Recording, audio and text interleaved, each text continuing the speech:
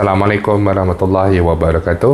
Bertemu lagi kita hari ini bersama saya Firdaus Selamat dalam segmen Bicara Minda. Kali ini bersama anak saya Abdullah Haris. Okey, boleh duduk diam.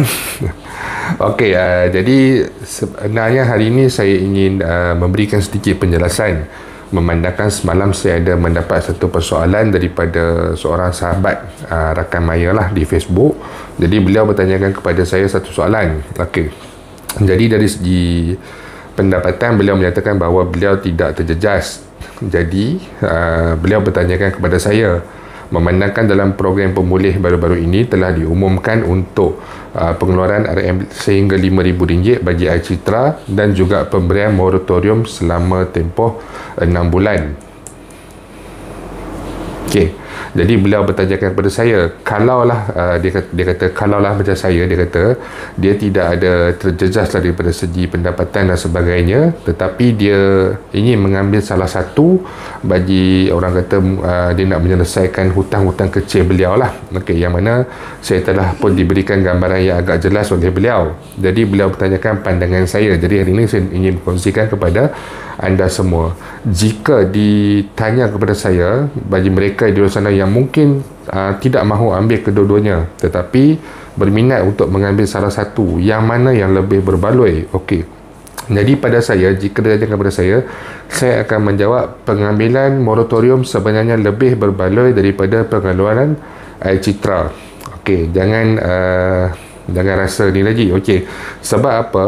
Moratorium ni seperti yang kita tahu adalah pengecualian bagi bayaran pinjaman, sama ada pinjaman perumahan, pinjaman peribadi, pinjaman kenderaan dengan pihak bank. Okey, dan dia bukanlah pemberian wang kepada kita, tapi kita tidak perlu bayar pinjaman kepada pihak bank selama tempoh 6 bulan.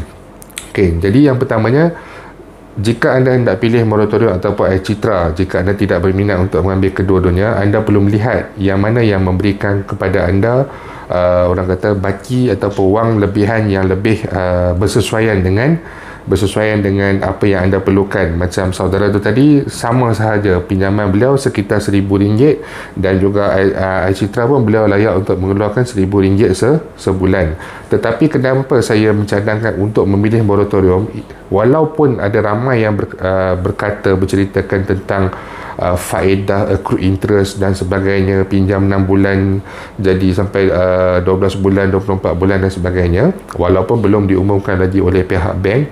Tetapi walaupun kita tahu seperti moratorium yang pertama bagi pinjaman perumahan dan juga pinjaman peribadi ini, dia memang ada accrued interest sebab dia bergantung kepada BLR, base lending rate, dan juga BFR. Berbanding dengan pinjaman kenderaan, dia ada fixed rate. Pinjaman kenderaan ni kalau ambil moratorium, dia tak ada interest, cuma dia akan bertambah bayaran bulanan saja. Ambil 6 bulan, sepatutnya dah boleh settle hujung bulan ni, tapi settle pertengahan ataupun bulan 6 tahun 2022 sebagai contoh. Okey, jadi kenapa saya katakan moratorium adalah lebih berbaloi? Hal ini adalah kerana moratorium ni, jika kita lihat kepada faedah ataupun interest, bahasa yang mudah untuk pemahaman, yang dikenakan oleh pihak bank, contohnya macam pinjaman perumahan BFR plus berapa persen, jadi dia adalah sekitar dalam 3 hingga 4% per annum setahun lah. Jadi jika kita lihat daripada dividen yang diberikan pula oleh pihak KDBSP, bagi konvensional adalah sekitar 5% dan Islami adalah 4.95 seperti yang diumumkan pada Februari yang lalu. Jadi jika kita lihat nilai percentage di sini, sama ada dari segi percentage interest ataupun percentage dividen, percentage bagi dividen ni sebenarnya lagi tinggi daripada percentage interest yang dikenakan. Jadi di sini, jika kita ambil moratorium sekalipun dan dikenakan interest sekalipun, interest yang dikenakan adalah lebih rendah daripada apa yang kita perolehi daripada dividen KDBSP. Bila kita biarkan kita punya air citra, kita tak ambil duit daripada KDBSP, kita biarkan Jadi apabila diumumkan prestasi kewangan pada tahun ini kelihatan sangat memberangsangkan dan dijangkakan dividen KWSP boleh dikekalkan ataupun dipertingkatkan lagi. Jadi kita akan mendapat dividen kalau mereka yang mempunyai simpanan sekitar 100-110 ribu macam tu, anda akan mendapat dividen sekitar 5 hingga 6 ribu berbanding dengan interest yang anda dikenakan. Bagi saudara ni tadi cerita dia, loan dia pun RM1,000, Citra pun kalau dia ambil RM1,000. Jadi daripada loan RM1,000 ni, interest yang dia dikenakan dari pos tahun tu adalah kurang daripada dividen yang dia perolehi bagi KWSP. Jadi sebenarnya bagi mereka yang berada dalam dilema macam ni, kalau anda tak boleh faham sekalipun, yang mana yang lebih mudah untuk saya sampaikan adalah lebih berbaloi untuk mengambil moratorium, terutama sekali moratorium bagi pinjaman kenderaan.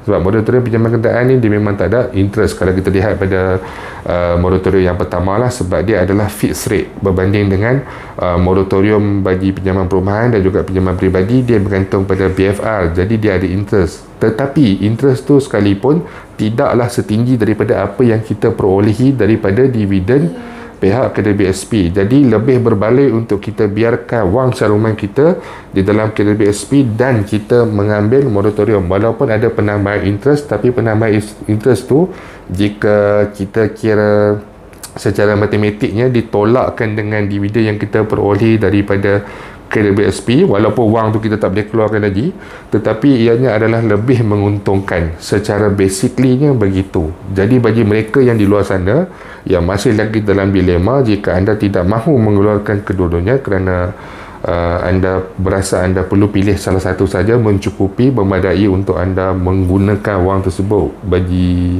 perkara-perkara tertentu, jadi nasihat saya adalah lebih baik untuk mengambil moratorium, terutama sekali moratorium untuk kenderaan hire purchase. Okey, jadi itu saja perkongsian saya untuk hari ini. InsyaAllah jika ada sebarang perkembangan terbaru dan apabila telah diumumkan berkenaan dengan moratorium nanti, saya akan berkongsikan kepada anda semua. Jadi insyaAllah jumpa lagi. Jangan lupa untuk share, jangan lupa untuk subscribe. Assalamualaikum warahmatullahi wabarakatuh.